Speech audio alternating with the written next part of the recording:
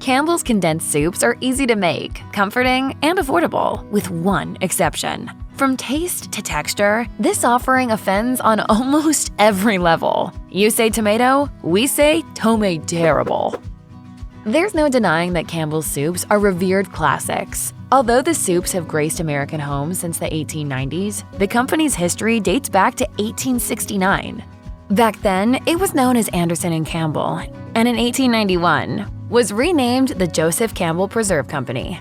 It was in 1895 that the company launched its very first can of tomato soup and set the stage to become known for iconic soups. Its debut canned soup was a classic beefsteak tomato that was met with great demand once it hit the market. 2 years later, the company introduced condensed soups. This revolutionary idea reduced its soup cans from 30 ounces to an economical 10 3/4 ounces by eliminating water, saving the company canning material and its consumers money. Despite such noteworthy achievements, we ranked Campbell's condensed tomato bisque last in our taste test for 14 store-bought tomato soups. It is unclear when Campbell's condensed tomato bisque entered the market, but its ingredients list is similar to that of its regular condensed tomato soup. The base ingredients include tomato puree, water, and sugar. However, the biggest difference is that the bisque includes cream and diced tomatoes and tomato juice. It delivers a richer soup with a chunky texture as opposed to the smoothness of Campbell's regular condensed soup,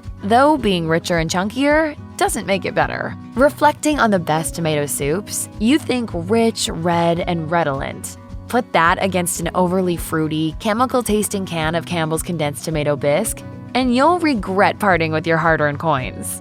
Mario! Mario! You son of a...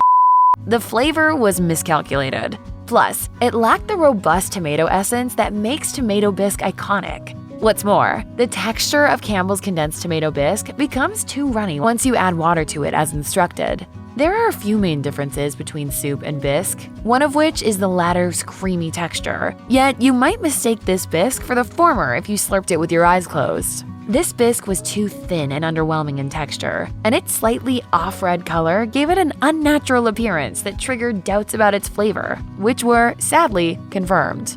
We also ranked Campbell's regular condensed tomato soup near the bottom at number 12 out of 14, as it fell short of its reputation.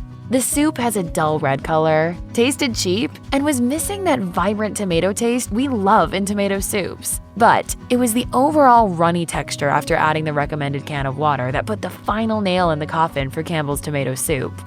Ashes to ashes and dust to dust. The best canned tomato soups harbor a ketchup-intense flavor watered down by a savory broth, so they're slightly sweet yet tangy.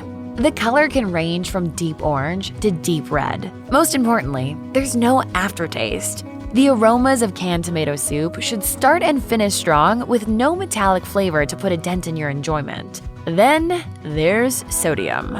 Although the recommended daily allowance is less than 2,300 milligrams per day, you don't want to fulfill it all in one meal. Soups generally contain between 500 and 1,800 milligrams per cup on average, with Campbell's tomato bisque at 1,740 milligrams per cup or 870 milligrams per serving. It lands above our other reviewed soups, such as Pacific Foods Organic Garden Tomato Oat Milk Soup at 410 milligrams per cup, and the same brand's tomato bisque at 590 milligrams per cup or serving.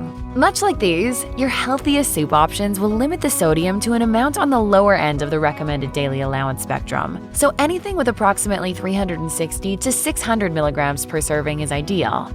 In the end, Campbell's disappointing condensed take on a classic like tomato bisque just goes to show you that fond nostalgia doesn't account for flavor.